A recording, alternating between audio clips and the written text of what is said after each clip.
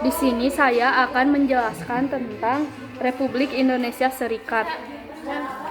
Sejak 27 Desember 1949, berdasarkan Perjanjian Konferensi Meja Bundar, Negara Kesatuan Republik Indonesia berubah bentuk menjadi Negara Serikat atau Republik Indonesia Serikat atau RIS.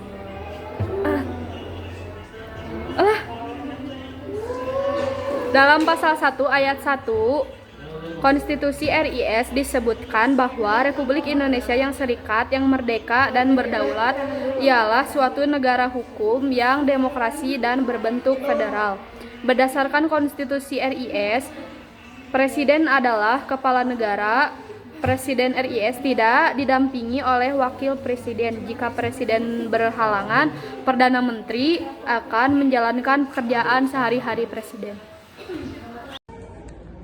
Nah, di sini saya ingin melanjutkan yang berikutnya, yaitu seperti yang sebelumnya dibahas bahwa pada pada saat Indonesia menerapkan sistem Republik Indonesia Serikat atau yang disingkat RIS, pada saat itu Indonesia menerapkan sistem federal, yang mana dengan adanya sistem federal, secara tidak langsung negara Indonesia itu menerapkan sistem parlementer, yang mana para menteri dan perdana menteri itu bertugas sebagai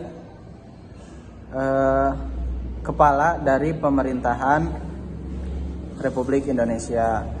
Nah, kemudian apa saja tanggung jawab dari kabinet di pemerintahan?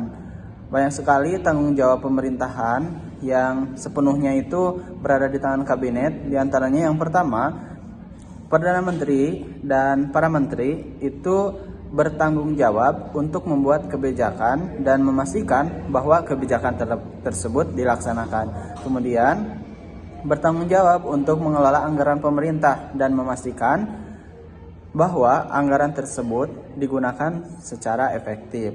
Kemudian bertanggung jawab juga untuk mengambil keputusan yang strategis dan memastikan bahwa keputusan tersebut dilaksanakan. Dan yang terakhir yaitu mereka bertanggung jawab untuk mempertanggungjawabkan tindakan mereka kepada parlemen dan masyarakat. Jadi setiap apapun yang telah tanggung jawabnya yang telah dilaksanakan, semuanya itu harus dipertanggungjawabkan kepada parlemen dan juga kepada masyarakat Indonesia gitu. Kemudian lanjut ke slide berikutnya. Nah, pada saat itu Soekarno itu menjadi Presiden Republik Indonesia dan Bapak Muhammad Hatta itu menjadi Perdana Menteri RIS. Kenapa Bapak Muhammad Hatta itu tidak menjadi wakil presiden? Kita ulas lagi, karena pada sistem pemerintahan RIS yang namanya federal itu tidak ada yang namanya wakil presiden, hanya ada presiden sebagai kepala negara gitu.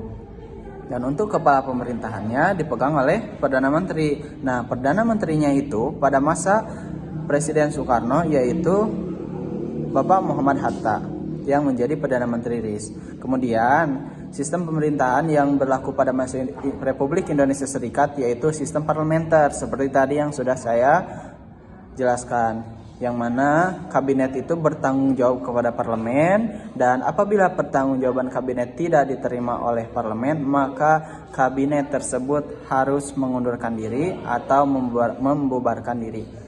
Jadi mungkin itu saja yang dapat saya sampaikan. Mungkin lanjut oleh teman saya. Oke, yang selanjutnya yaitu ada Konstitusi Republik Indonesia Serikat yang mengenal 6 lembaga negara, yaitu yang pertama Presiden, yang kedua Dewan Menteri, yang ketiga Senat adalah lembaga legislatif atau lembaga pembuat undang-undang. Yang keempat yaitu Dewan Perwakilan Rakyat, yang kelima Mahkamah Agung, yang keenam Dewan Pengawas Keuangan. Negara serikat atau federal ini tidak dilandaskan konsepsi yang kuat dan dilatar belakangi oleh politik kelemahan dan memecah belah Indonesia yang telah merdeka pada tanggal 17 Agustus 1945. Sistem pemerintahan parlementer ini Sistem pemerintahan parlementer pada masa Republik Indonesia Serikat ini pun berlaku hanya kurang lebih 8 bulan. Atas desakan rakyat, pada 17 Agustus 1950, Republik Indonesia Serikat bubar dan Indonesia kembali menjadi negara kesatuan. Yang selanjutnya yaitu ada pemberontakan. Pada masa awal Republik Indonesia Serikat terjadi sejumlah pemberontakan yang mengancam persatuan dan kesatuan negara. Yang pertama yaitu ada pemberontakan Perang Ratu Adil yang disebut dengan APRA. Pemberontakan Perang Ratu Adil. APRA dipimpin oleh Raymond Westerling, seorang bekas tentara Belanda bekas tentara KNIL Belanda. KNIL adalah singkatan dari bahasa Belanda, yaitu Het Koninklijke Nederlands Indisch Leger, yang berarti tentara kerajaan Hindia Belanda. APRA memiliki tujuan mempertahankan negara-negara federal dan meminta pemerintah mengakui APRA sebagai tentara pemerintah. Pada 23 Januari 1950, Westerling dengan sekitar 800 orang pasukan APRA menyerang kota Bandung. Westerling dan anak buahnya menembak anggota TNI yang mereka jumpai di jalan-jalan. Jumlah anggota TNI yang tewas tercatat 94 orang. Pemberontakan APRA berhasil ditumpas TNI. Westerling sendiri berhasil melarikan diri ke Singapura. Kedua ada pemberontakan Andi Agis.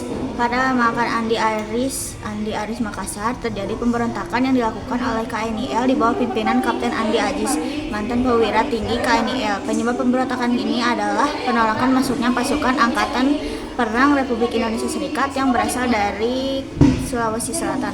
Gerakan Andi Agis diawali dengan kegiatan pasukan APRIS dengan kekuatan KNIL yang sering melakukan provokasi dan konflik dengan pasukan APRIS atau TNI. Mereka melakukan tindakan kekerasan terhadap penduduk yang tinggal di dekat markas KNIL dan juga anggota APRIS atau TNI. Pertempuran antara keduanya meletus pada 5 Agustus 1950. Tentara PRIS atau KNIL berhasil dikalahkan oleh APRIS atau TNI.